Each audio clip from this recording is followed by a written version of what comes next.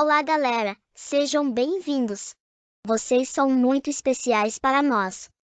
Agora mais um vídeo do canal Zato. Espero que curtam. Não esqueçam de se inscrever, compartilhar e deixar seu like. Até mais!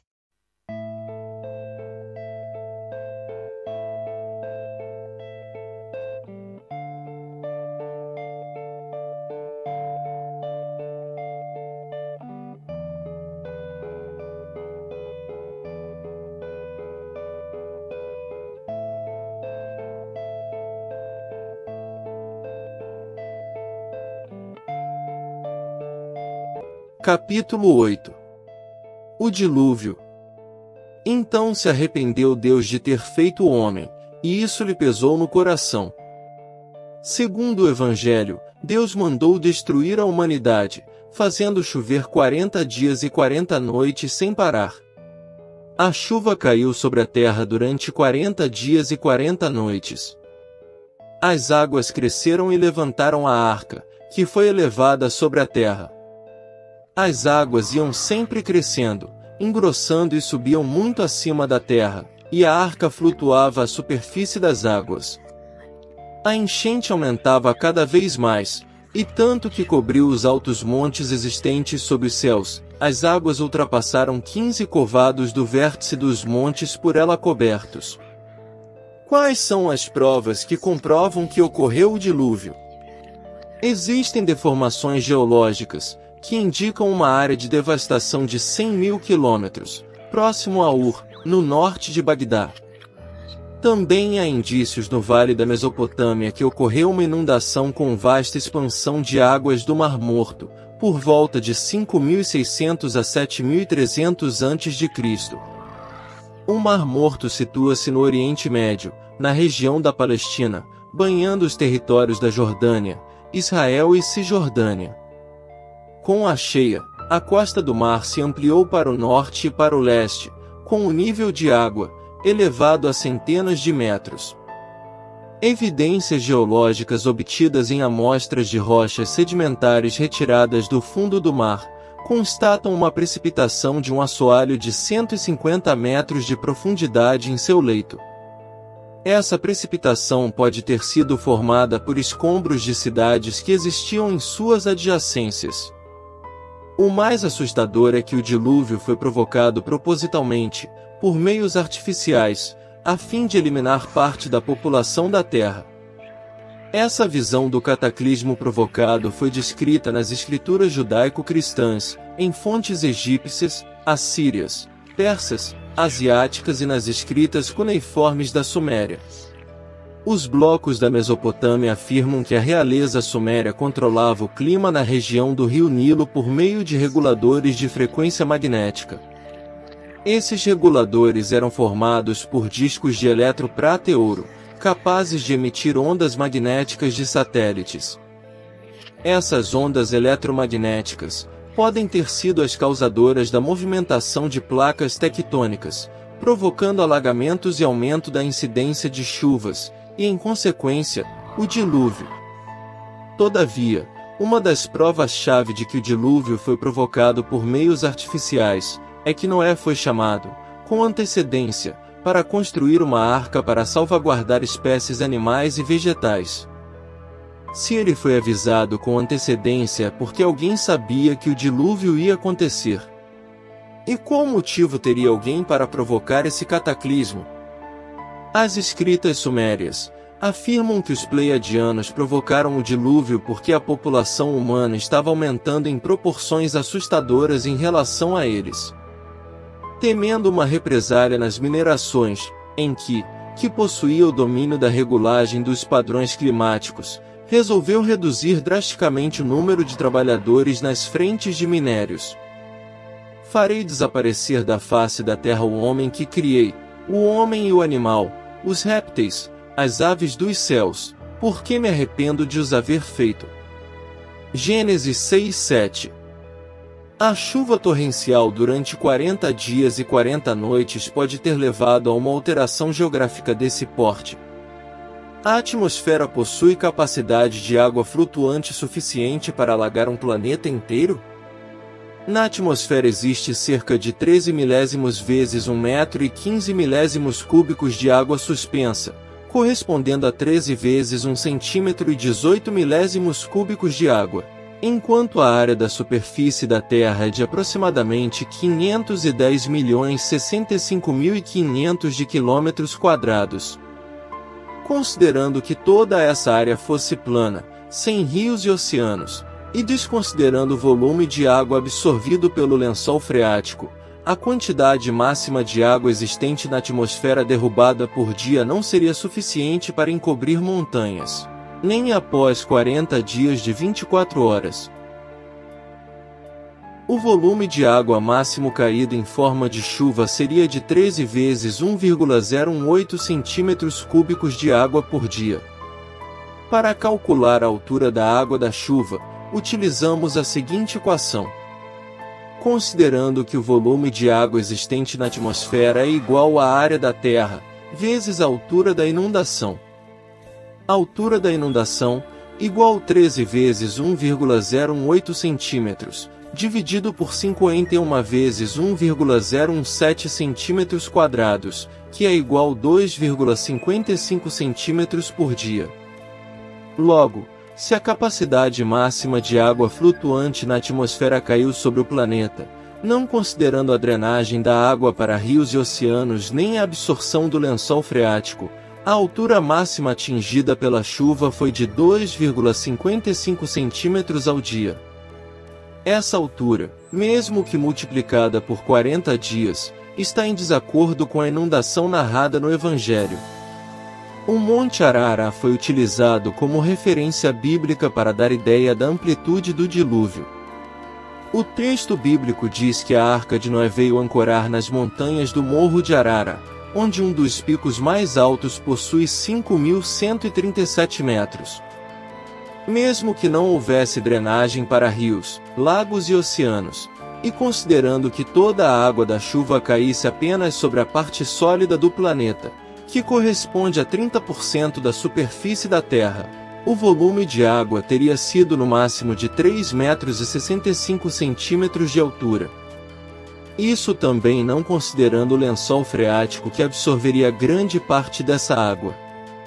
Dessa forma, o volume de água contida na atmosfera é cientificamente comprovado insuficiente para provocar uma inundação como a mencionada no Evangelho.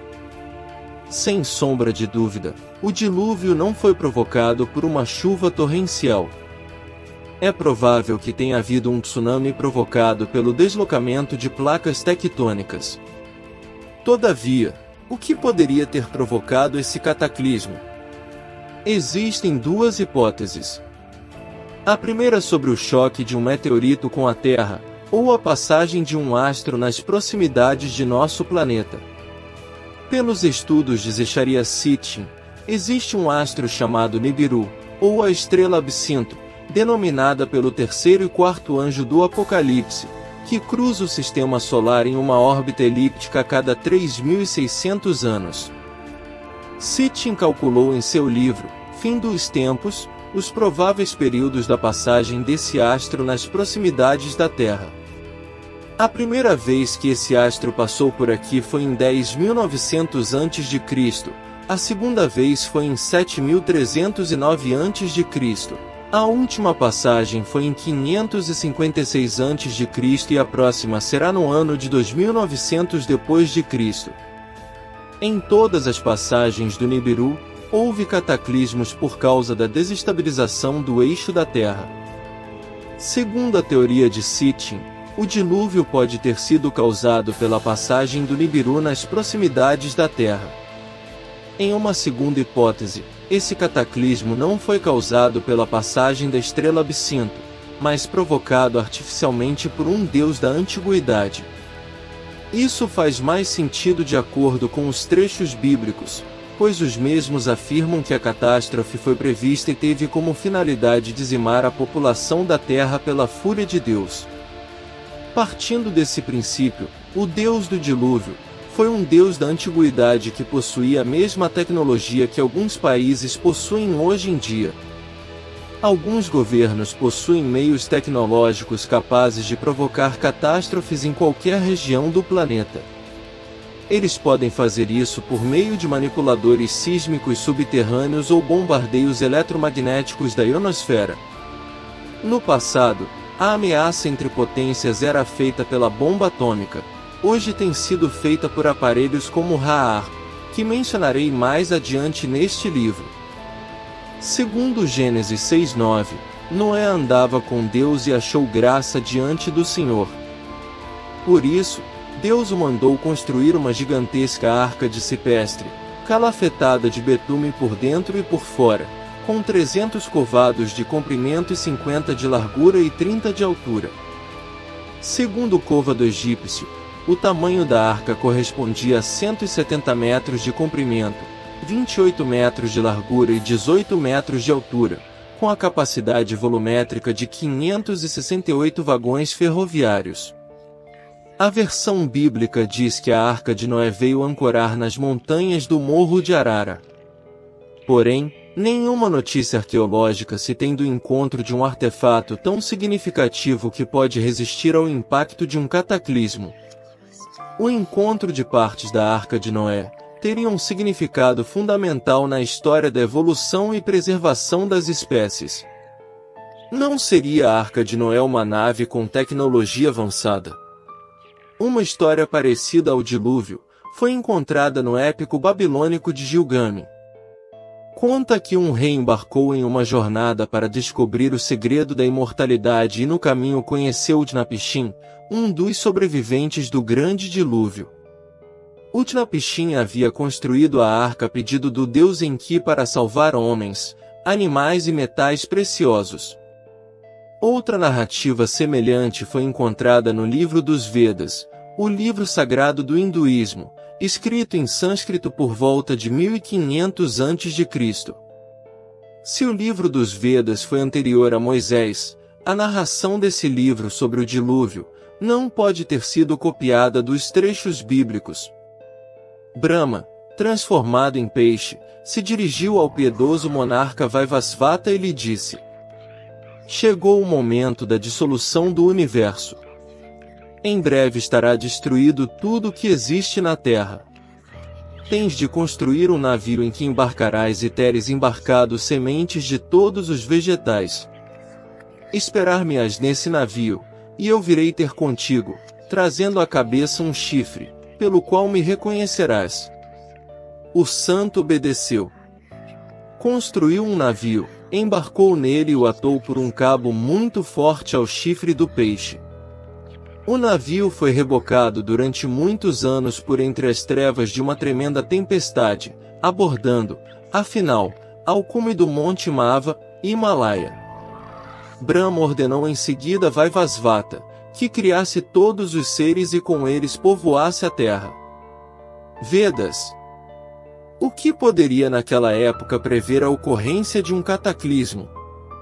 Atualmente, não temos tecnologia para prever um terremoto. Que tecnologia eles tinham para prever com tanta antecedência um cataclismo, a ponto de Noé ter tido tempo para construir a arca?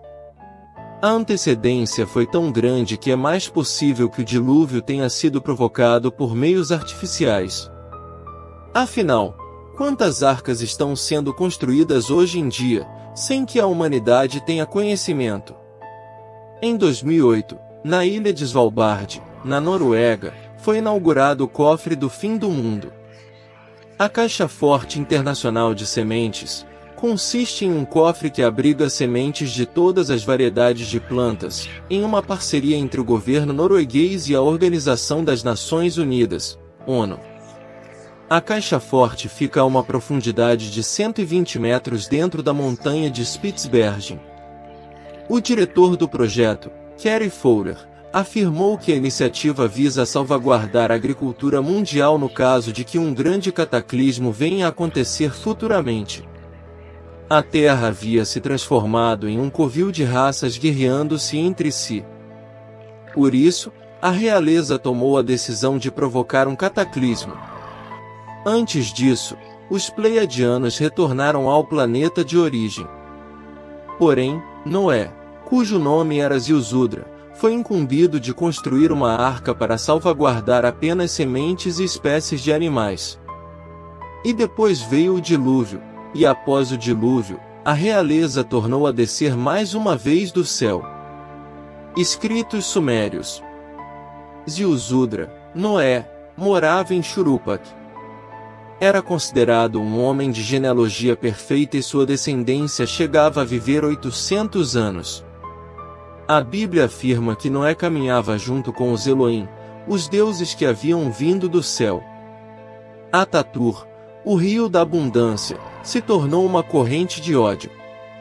Um terrível romper de água, uma inundação violenta como o dilúvio invadiu a cidade, suas casas e santuários, transformando-os em ruínas. Deuses e deusas tiveram medo, abandonaram seus templos, voaram como pássaros e ascenderam aos céus. Textos da Mesopotâmia. Quando Ninhursag ficou sabendo que haveria o cataclismo e, sentindo-se a responsável pela criação da espécie humana, ela se opôs em que, gerando muita discórdia entre os irmãos. Entretanto, já era irreversível, a inundação já começava a acontecer.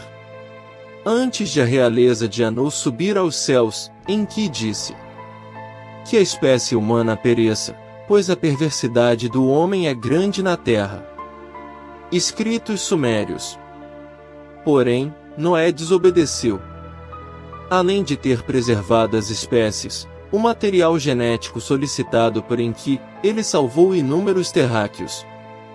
Estava terminada a era geológica Pleistocena, dando início a uma nova dinastia de deuses pleiadianos e híbridos terráqueos na Terra.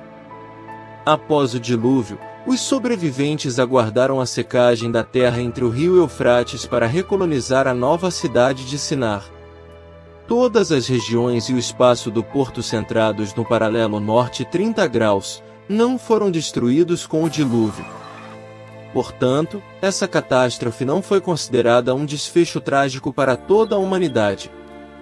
No registro bíblico da Suméria, no Gênesis, a Bíblia reconhece que os novos construtores após o dilúvio vieram do leste, onde a primeira civilização urbana começou. Textos antigos afirmam que o povo usava lama cozida e betume como argamassa para a reconstrução das cidades. Então, presume-se que a região acometida pela grande catástrofe foi o sul da Mesopotâmia, pois o betume, um produto natural do petróleo, era ausente na terra de Israel. Toda a temática do dilúvio pode ser encontrada no Atrahasis, um poema épico da mitologia suméria. Gratidão por estar ao nosso lado nessa jornada. Akuriya Matê. Muita luz e paz eterna. Abundância infinita. Saúde perfeita e bem-estar para toda a humanidade. Namastê.